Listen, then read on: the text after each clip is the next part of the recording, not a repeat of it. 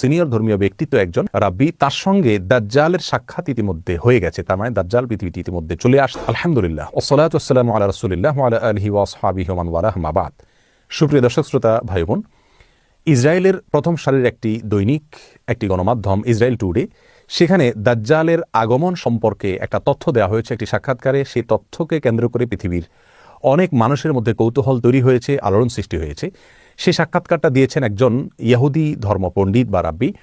তিনি সেই সাক্ষাৎকারে দাবি করেছেন যে তাদের ধর্মীয় ব্যক্তিত্ব, সিনিয়র ধর্মীয় ব্যক্তিত্ব একজন রাব্বি, তার সঙ্গে দাজ্জালের সাক্ষাৎ ইতিমধ্যে হয়ে গেছে। তার মানে দাজ্জাল পৃথিবীতে ইতিমধ্যে চলে আসছে এবং এর মাধ্যমে তারা মনে করেন যে দাজ্জালের আগমনের মাধ্যমে তাদের বিস্তার ঘটবে, তাদের প্রভাব পুরো পৃথিবীতে প্রতিষ্ঠিত হবে। কারণ ইহুদি ধর্মমত অনুযায়ী তারা দাজ্জালের আগমনকে ইতিবাচকভাবে দেখে, তারা তাকে ত্রাণকর্তা মনে করে। তারা মনে করে দাজ্জাল আসার পর গোটা পৃথিবী তাদের কর্তলগত হবে।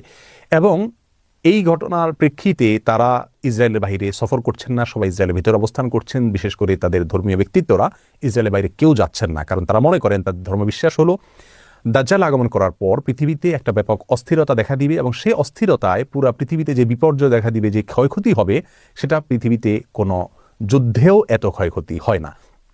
এবং অনেকটা বর্তমান করোনা পরিস্থিতির যে বিপর্যয় দেখা দিচ্ছে পৃথিবীতে, তারা সেটাকে সেই দাজ্জাল আসার পরবর্তী তাদের ধর্মীয় দৃষ্টিকোণ থেকে যে বিপর্যয় হওয়ার কথা সেটা বলে তারা ব্যাখ্যা করছে।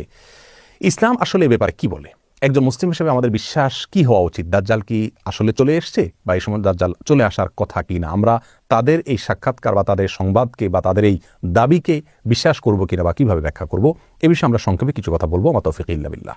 প্রিয় দর্শক, কিয়ামত নিকটবর্তী হয়ে গেছে, এ বিষয়ে রাসূল আকরাম সাল্লাল্লাহু আলাইহি ওয়াসাল্লাম অনেক আগে আমাদেরকে জানিয়েছেন। তিনি বলেছেন, বুইস্তু আনা ওয়াস সাআতু কাহাতাইন, আমার এবং কিয়ামতের অবস্থান হলো দুই আঙ্গুলের মতো। অর্থাৎ আমার পরে পৃথিবীর সবচেয়ে বড় ঘটনা হলো কিয়ামত তথা পৃথিবীর বা মহাবিশ্বের ধ্বংস বা মহাপ্রলয়। তারপরে কিয়ামতের অনুষ্ঠান ঘটবে।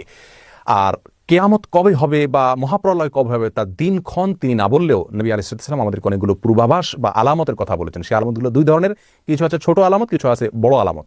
কিয়ামতের ছোট আলামত প্রায় 100রও বেশি। সেই 100 আলামতের ভিতরে সর্বশেষ আলামত যেটা বলতে পারি তা হলো ইমাম মাহদির আগমন। ইমাম মাহদির আগমন এখনও পৃথিবীতে ঘটেনি, তবে ইমাম মাহদির আবির্ভাবের পূর্ব মুহূর্তের পরিস্থিতি পৃথিবীর কেমন থাকবে সে সম্পর্কে হাদিস থেকে ধারণা পাওয়া যায়। সেটা হলো গোটা পৃথিবীতে অন্যায়, অবিচার, অত্যাচার, জুলুম এটায় পরিপূর্ণ হয়ে যাবে। আর তখনই ইমাম মাহদির আবির্ভাব হঠাৎ করে ঘটবে এবং রাতারাতি তিনি গোটা বিশ্বের সুপার পাওয়ারে পরিণত হবেন এবং গোটা বিশ্বকে উল্টা মেরুতে নিয়ে যাবেন, ইনসাফ এবং ন্যায় দিয়ে পরিপূর্ণ করবেন। এরপরে কিয়ামতের বড় আলামতগুলো দেখা দিবে, যে সম্পর্কে সহিহ মুসলিম হাদিসে নবী আলাইহিস সালাম বলেছেন কিয়ামত ঘটবে না 10টি আলামত আসা ছাড়া। সেগুলোকে উলামায়ে কেরাম, ইসলামের বড় বড় পণ্ডিতগণ, ইমামগণ কিয়ামতের বড় এবং বৃহৎ আলামত হিসাবে চিহ্নিত করেছেন। সেই আলামতগুলো